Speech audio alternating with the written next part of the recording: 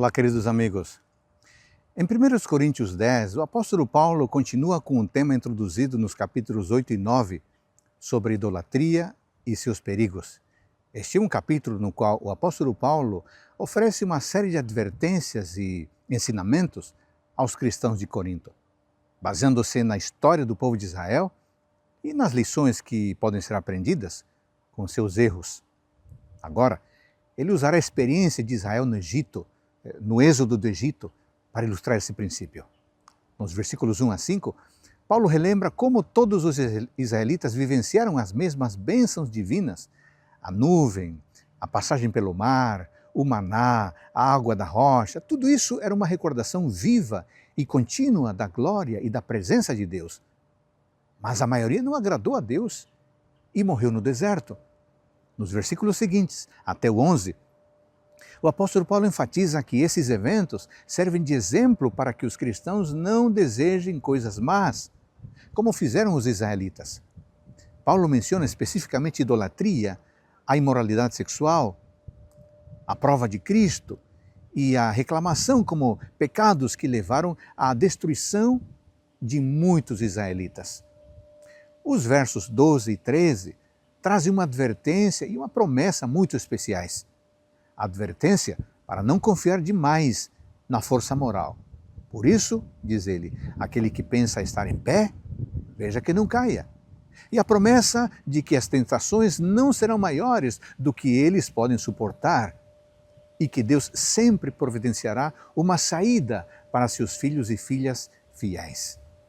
Somos lembrados de que ser tentado não é pecado, mas suportar a tentação ou ceder à tentação é pecado. Portanto, os servos de Deus podem ter certeza de que eles também podem suportar qualquer uma dessas provações. Deus conhece o limite de cada um de seus servos e está pronto a nos ajudar. Nos versos 12 a 14 ao 22, Paulo exorta os cristãos a fugirem da idolatria. Ele fala sobre a comunhão que os cristãos têm na ceia do Senhor, participando do corpo e do sangue de Cristo. O apóstolo adverte contra a participação em sacrifícios pagãos, pois fazer isso é participar com demônios. Os cristãos não podem beber do cálice do Senhor e do cálice dos demônios ao mesmo tempo.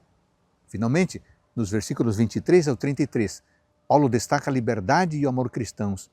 Paulo afirma que, embora tudo seja lícito, nem tudo é benéfico ou edificante. Os crentes devem buscar o bem do próximo, não apenas o seu próprio.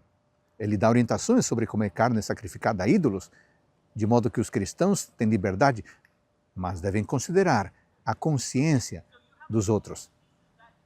A ênfase em quer comais, quer bebais ou façais outra coisa, fazei tudo para a glória de Deus, essa ênfase refere-se ao fato de que os crentes devem dar toda a glória a Deus em tudo o que fizerem ou escolherem não fazer, inclusive comer, beber ou não fazer nenhuma dessas coisas.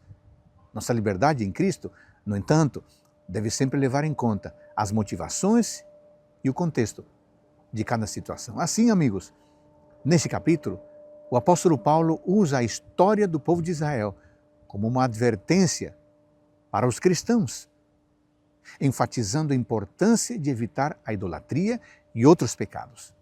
Ele também fala sobre a liberdade cristã, exortando os cristãos a usarem sua liberdade para edificar os outros e glorificar a Deus. A mensagem principal é a necessidade de viver de forma consciente e amorosa, sempre buscando o bem-estar espiritual dos outros e a glória de Deus em todas as nossas ações.